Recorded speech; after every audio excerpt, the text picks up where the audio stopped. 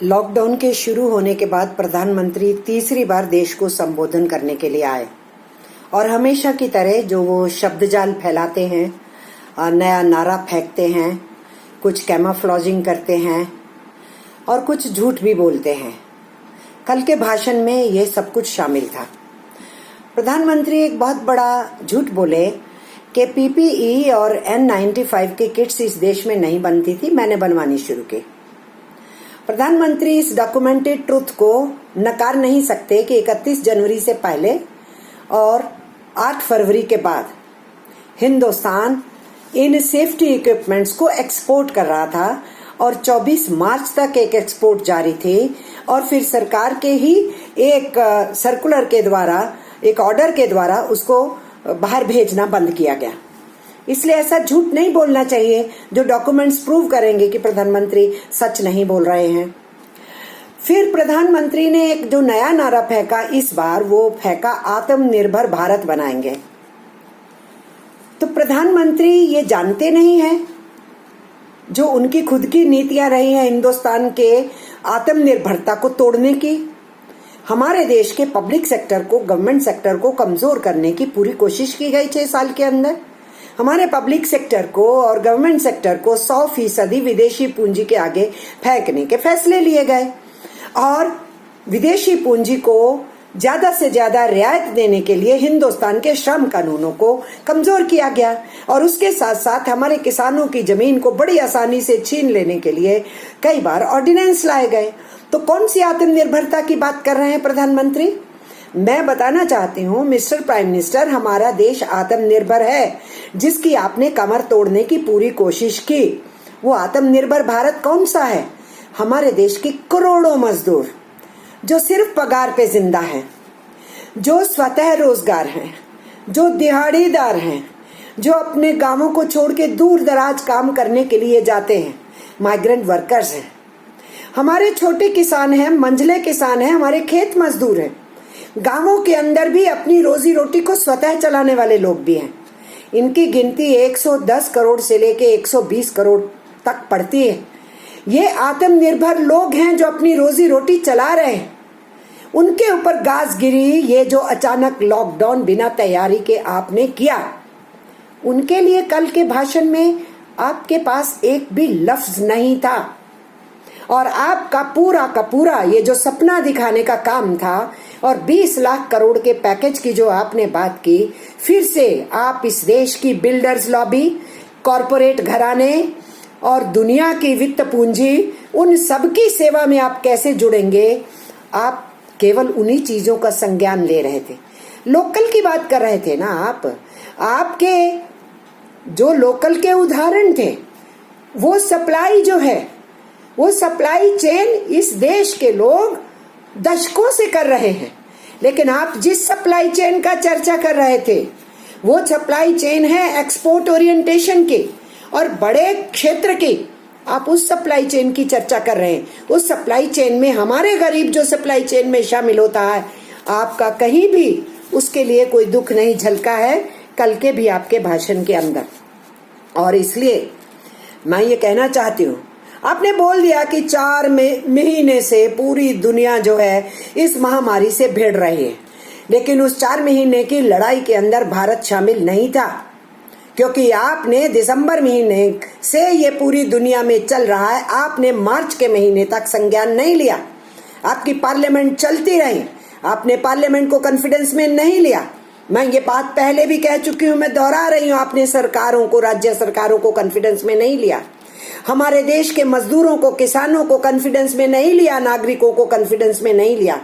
और आपने अचानक पहली बार 19 मार्च में जो घोषणा भी की तो देश को नहीं बताया कि कितना बड़ा लॉकडाउन करने वाले हैं। इस देश के आवाम को तैयार नहीं किया गया कि किस तरीके की महामारी से लड़ा जाएगा। और अचानक आप थालियां और घंटियां बजवाते हैं, बाद में दिए और मोमबत्तियां जलवाते हैं।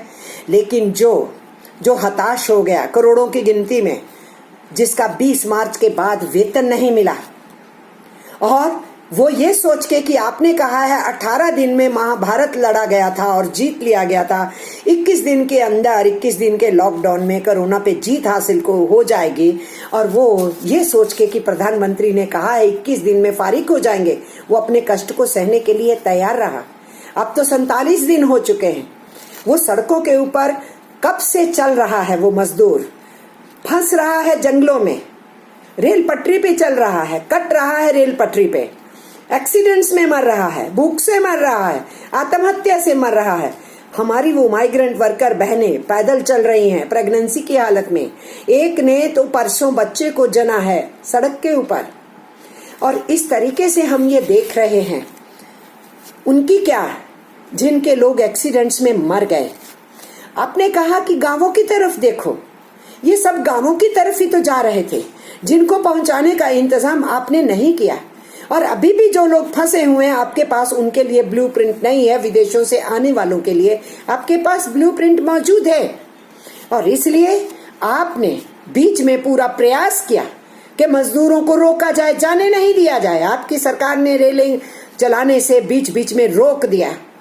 ये सब कुछ आपने किया, और आप ये कह रहे हैं आत्मनिर्भर भारत बनाएंगे।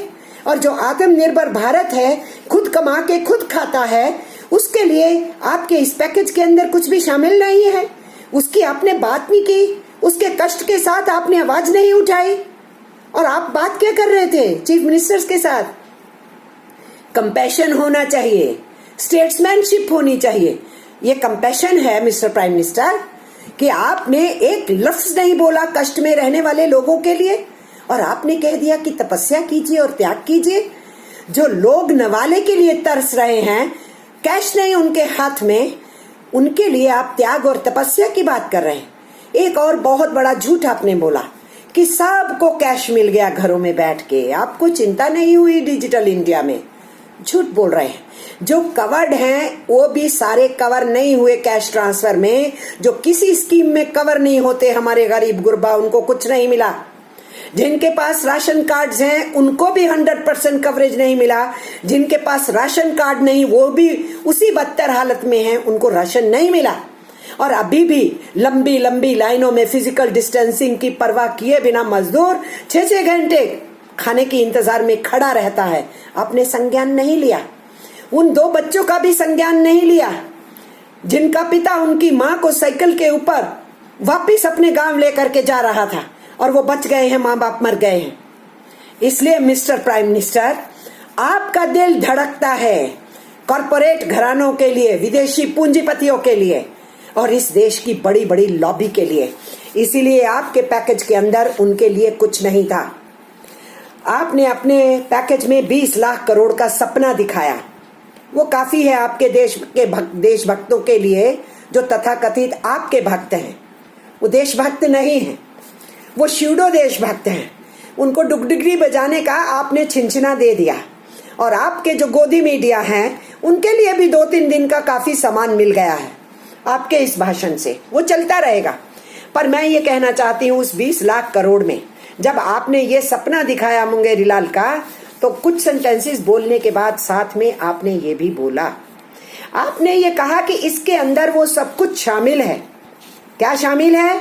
जो वित्त मंत्री पहले 1,76,000 करोड़ का पैकेज देके गई थी। इसमें क्या शामिल है? जो रिजर्व बैंक ऑफ इंडिया के गवर्नर बीच में आए थे और आकर के कई घोषणाएं करके गए थे, वो भी शामिल है। जो वित्त मंत्री दोबारा आके बहुत से कंसेशंस कॉरपोरेट घरानों को देके जा चुके हैं, वो भी, जिसके तहत और बहुत सी छूट देने का काम किया गया आरबीआई के द्वारा या वित्त मंत्री के द्वारा। ये सब कुछ अगर पैकेज मिला लिए जाते हैं, जो ऑलरेडी दिया जा चुका है, वो 11 लाख करोड़ है। उसके अलावा आरबीआई ने जो कुछ पिछले दिनों इशारा किया, 5 लाख करोड़ आरबीआई संज्ञान में ले चुकी है। वो बांटने का काम जो उनको करना है और किनके लिए करना है, सब हम जानते हैं। इसलिए बड़े बिजनेस के वास्ते आप सब कुछ करने को तैयार हैं, और ये सब मिला करके हो जाता है 16 लाख करोड़ रुपया। 20 लाख करोड़ का जो आपने झुंझुना दिखाया है, उसमें से सिर्फ 4 लाख करोड़ है, जिसको हम कह सकते हैं जीडीपी का 2 या 2.5% बनता है। पर आपको तो पूरी दुनिया के अंदर अपनी पीठ ठुकवाने का काम करना होता है। इसलिए आप बताना चाहते थे कि अगर अमेरिका 13% दे सकता है जीडीपी का, इंग्लैंड 12% दे सकता है जीडीपी का, कनाडा 10% दे सकता है जीडीपी का, तो हिंदुस्तान पीछे नहीं है जी, हम भी 10% दे रहे हैं जीडीपी का। जनाब, जीडीपी कहाँ है आपके? दुनिया बता रही है कि हिंदुस्तान 0 तक होने वाली है उसकी ग्रोथ। ये दुनिया बता रही है कि 40 करोड़ से नीचे ज्यादा गरीबी में धंस जाएंगे। ये तो अब सर्वविदित हो गया हिंदुस्तान के खुद के सर्वेस पे कि 27% अनएम्प्लॉयमेंट रेट हो गई। तो वो माइग्रेंट वर्कर, वो दिहाड़ीदार, उसके लिए इस बजट के अंदर कुछ नहीं है, कैमोफ्लेजिंग है। और मिस्टर प्राइम मिनिस्टर, मैं सीधे सीधे कहना चाहती हूँ, आपने रिफॉर्म्स का बात किया, आपने कहा मानव केंद्रित विकास होना चाहिए। तो आपके विकास के मॉडल में मानव तो केंद्र में है ही नहीं, ये हम 6 साल से देख ही रहे हैं। और उसके साथ साथ आपने बहुत बड़ी रिफॉर्म्स की चर्चा कर दी। आपके रिफॉर्म्स क्या हैं? आपके रिफॉर्म्स किसान को बाहर फेंक देंगे। आप एपीएमसी की बात करते हैं और एफसीआई को आप वाइंड अप कर देना चाहते हैं। और इसलिए बाजार बाजार और बाजार आपके जहन में है। आप छोटे किसान को, मंझले किसान को बचाने की बात नहीं करते, जो 85% किसानी करने वालों में से है। और आपके जो रिफॉर्म्स के मॉडल हैं वो हिंदुस्तान के मजदूरों के ऊपर और कुठाराघात करने के हैं। उसका पर्दाफाश लगातार हो रहा है।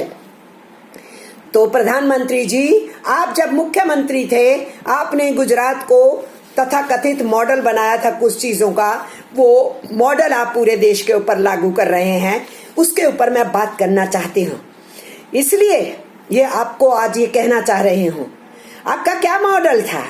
आपका मॉडल था किसानों की जमीन छीनो, आदिवासियों की जमीन छीनो, बड़े कॉरपोरेट घरानों को दो, अदानी और अंबानी को दी गई। जो 50 साल से वहां बसे हुए किसान थे, पंजाब से ले जा करके बसाए गए थे, पाकिस्तान के साथ लगने वाली सरहदों के जगह के ऊपर बसाए गए थे ताकि वो एक ढाल बन सके। आपने 50 बरस के बाद उनको कहा बोरिया बिस्तरा गोल करके यहाँ से चले जाइए, ये जमीन के मालिक आप नहीं है। आपने आदिवासियों और किसानों की जमीन छीन करके वल्लभ भाई पटेल के, सरदार वल्लभ भाई पटेल का बड़ा ऊंचा बुत खड़ा किया, जिसमें आपके कॉरपोरेट घरानों के मित्रों ने एक नया पैसा नहीं दिया। हमारी जनता के पैसे से बने हुए पब्लिक सेक्टर का उसमें 3000 करोड़ ले लिया गया। आपने उन आदिवासियों और किसानों को जमीन वापस नहीं की। और इसलिए हम जानते हैं कि आपका एजेंडा क्या है। आपने कुर्सी के ऊपर बैठते ही 3 बार ऑर्डिनेंस लाया लैंड एक्विजिशन एक्ट को बदलने का, जो अंग्रेजी राज के कानून को बदलने के लिए पार्लियामेंट में बहस चली। 2013 में कानून बना, बीजेपी भी उसके अंदर वोट करने में शामिल थे। आपने कुर्सी पे बैठते ही 2014 में उस कानून को तोड़ने की कोशिश की। तो आपका जो रिफॉर्म्स का एजेंडा है किसानों के बारे में, जमीन के बारे में, आपने लैंड की बात की, हम परिचित हैं उससे। आपने लिक्विडिटी की बात की, तो हम जानते हैं आपके राज के दौरान 36 घराने देश को छोड़ के भाग गए। उनमें से कुछ का पिछले दिनों के अंदर पैसा माफ किया गया। आपके राज में 13 लाख करोड़ रुपए से ऊपर नॉन परफॉर्मिंग एसेट्स बनाए गए। वो पैसा सारा डूबत पैसा है और वो देश के ऊपर बहुत बड़ा कुठाराघात है। हम जानते हैं लिक्विडिटी के क्या मायने हैं। नोटबंदी के टाइम में सारी जनता का पैसा निकलवा लिया गया, ये सब हम जानते हैं। उसकी लंबी बखान आज हम क्या करेंगे। तीसरी बात आपने जो की लॉ की, तो रूल ऑफ लॉ को तो आप मानते नहीं। रूल ऑफ लॉ आपको और आपके लोगों को प्रोटेक्ट करने के लिए होना चाहिए। रूल ऑफ लॉ जो विरोधी हैं, जो आपके ऊपर उंगली उठाते हैं, आपकी पॉलिसी का क्रिटिसिज्म करते हैं, उनको बंद करने के लिए इस्तेमाल किया जाता है। और इसीलिए आपने इस जो मेडिकल इमरजेंसी थी उसको भी लॉ एंड ऑर्डर की प्रॉब्लम बना दिया।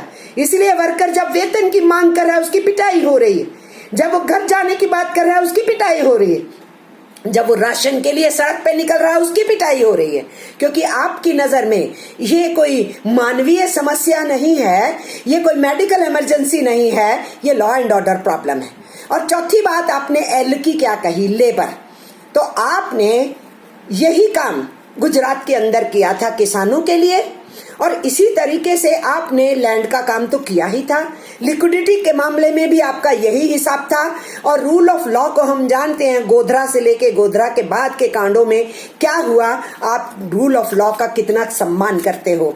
और जो लेबर की बात है, आपके चीफ मिनिस्ट्री के राज के दौरान वहां पर श्रम कानूनों को बहुत तोड़ा और मरोड़ा गया था, और आज एक तरफ आप तथाकथित सपना दिखा रहे हैं और लोगों को कैमोफ्लेज करके झूठ के अंधेरे में फंसा रहे हैं, दूसरी तरफ हिंदुस्तान के श्रमिकों के कानून को तोड़ रहे हैं। आपने कुर्सी पे बैठते ही वसुंधरा राजे की सरकार को, बीजेपी की सरकार को इस्तेमाल करके 4 कानूनों को वहां असेंबली में चेंज करवा के और राष्ट्रपति के सिग्नेचर करवा के दिए। उसके बाद पूरे हिंदुस्तान के चीफ सेक्रेटरीज को एडवाइजरी देके उन कानूनों में 10 राज्यों में परिवर्तन कराया। आज आप उत्तर प्रदेश की योगी सरकार का इस्तेमाल कर रहे हैं और उनके जरिए से ऑर्डिनेंस लाया गया है, एक देश, एक भाषा, एक नेता, एक टैक्स, एक पहरावा, एक खान, यही बातें आप करते हैं ना। और उसी के तहत आपने कहा कोडिफिकेशन का, जब हम लोगों ने विरोध किया ट्रेड यूनियंस ने, तो आपने कहा एक देश एक कानून, और आज केंद्रीय कानूनों के ऊपर एक राज्य की सरकार ऑर्डिनेंस बना रही है। ये है आपका फेडरलिज्म। फेडरलिज्म के ऊपर चोट, उसको तोड़ना और कंट्राडिक्टरी नारे देना, आपका सारा भाषण विरोधाभास से भरा हुआ था। और आज उस ऑर्डिनेंस के जरिए से आप मध्य प्रदेश, यूपी और गुजरात की सरकारों के जरिए से हिंदुस्तान के मजदूरों के 134 वर्ष के संघर्षों से हासिल किए हुए उनके हकों के ऊपर कुठाराघात कर रहे हैं। और आपने जो कहा हम रिफॉर्म्स करेंगे, वो रिफॉर्म्स सीधा सीधा इशारा है कि आप श्रमिकों की पिटाई करना चाहते हैं। इसलिए आप स्लेव लेबरी की तरफ हमारे देश के मजदूरों को धकेल रहे हैं। आत्मनिर्भर जो अपने कमाता है खाता है, आज आप उसको बॉन्डेज में डालना चाहते हैं। आप दुनिया के जितने इंटरनेशनल कोवेनेंट्स हैं जिसमें हिंदुस्तान शामिल है, आप उसकी धज्जियां उड़ा रहे हैं। ILO के साथ कन्वेंशंस में जहां जहां एग्रीमेंट है हिंदुस्तान की सरकारों का, आप उसको तोड़ रहे हैं। इसलिए कल का आपका भाषण, हम ये कह सकते हैं, वो आईना है इस बात का कि आप आगे जाकर के क्या करने वाले हैं। इसलिए 20 लाख करोड़ का झुंझुना मुबारक हो नरेंद्र मोदी जी के भक्तों को और उनके गोदी मीडिया को। और देश के मजदूरों को मैं ये कहना चाहती हूँ, आपके लिए कुछ नहीं है। किसानों के लिए कहना चाहती हूँ, आपको बाजार के हवाले किया जाएगा और सरकार अपनी जिम्मेदारी से मुक्त होना चाहती है। और इसलिए इस मौके के ऊपर मैं इतना ही कहते हुए कि गुजरात के मॉडल को आप पूरे हिंदुस्तान में जो थोपने का काम कर रहे हैं, वो गुजरात का मॉडल आपका फेल हो चुका है। अब हिंदुस्तान को फेल करने के लिए आप निकल पड़े हैं। अपनी असफलताओं को छुपाने के लिए नए नए नारों को फेंकने का काम, कैंपेन चलाने का काम आप करते रहे हैं। आप आगे भी करेंगे, हम ये समझते हैं। लेकिन मैं श्रमिक आंदोलनों की तरफ से कहना चाहती हूँ, हमने आपकी चुनौती स्वीकार की और हम लड़ेंगे। हम आराम से नहीं बैठे। हमने मई दिवस मनाया, उसके बाद अलग अलग ट्रेड यूनियंस ने अपने संघर्ष को आगे बढ़ाया। हमने जो चिट्ठियां आपको लिखी, आपने जवाब तक नहीं दिया। हमने श्रम मंत्रालय को लिखी, जवाब तक नहीं आया। और आप अपने श्रम मंत्रालय का इस्तेमाल कर रहे हैं। सारे राज्यों को आपने कहा कि जो 134 बरस पहले का हमारा जो कानून था 8 से 8 घंटे के काम का, आपने सबको संदेश दे दिया कि 8 घंटे को 12 घंटे कर दीजिए। तो आप दिल्ली में बैठे बैठे राज्य की सरकारों को निर्देश दे रहे हैं, दूसरी तरफ फेडरलिज्म तोड़ रहे हैं, तीसरी तरफ एक राज्य सरकार से केंद्र कानून पे हमला करवा रहे हैं, ऑर्डिनेंस करवा रहे हैं, और कभी चीफ मिनिस्टर्स को संज्ञान में नहीं लिया। और अब सारी चीजें चीफ मिनिस्टर्स पे फेंक भी रहे हैं, लेकिन जो राज्यों की मांग है उसको पूरा भी नहीं कर रहे। आपने हिंदुस्तान को अराजकता में फेंका है। एक रात सपना आया, अचानक लॉकडाउन कर दिया गया, और फिर सपने पे सपना जो आता रहा उसको आप लेकर के आगे बढ़ाते रहे। जवाब दीजिए ना। आप तो कह रहे थे 18 दिन में महाभारत जीती गई, 21 दिन में कोरोना को हरा लेंगे। लोगों को झांसा दिया आपने, और आज बात करते हैं कोरोना तो अभी बहुत देर चलना है, इसलिए लॉकडाउन और रहना है, और हमको रिफॉर्म्स करना है, और हिंदुस्तान को बड़ा ताकतवर बनाना है। हिंदुस्तान हिंदुस्तान की कमर तो आप पहले ही तोड़ चुके हैं, नोटबंदी और जीएसटी के बाद, और उसके बाद बेरोजगारी की दर को बढ़ा के, और जिस ढंग से लॉकडाउन लागू किया, और फिर रोजमर्रा खाने और कमाने वालों को आज भी आपने उनको 3 महीने 4 महीने की जो हम मांग कर रहे थे कि सरकार पगार दे, आप उसके लिए तैयार नहीं है।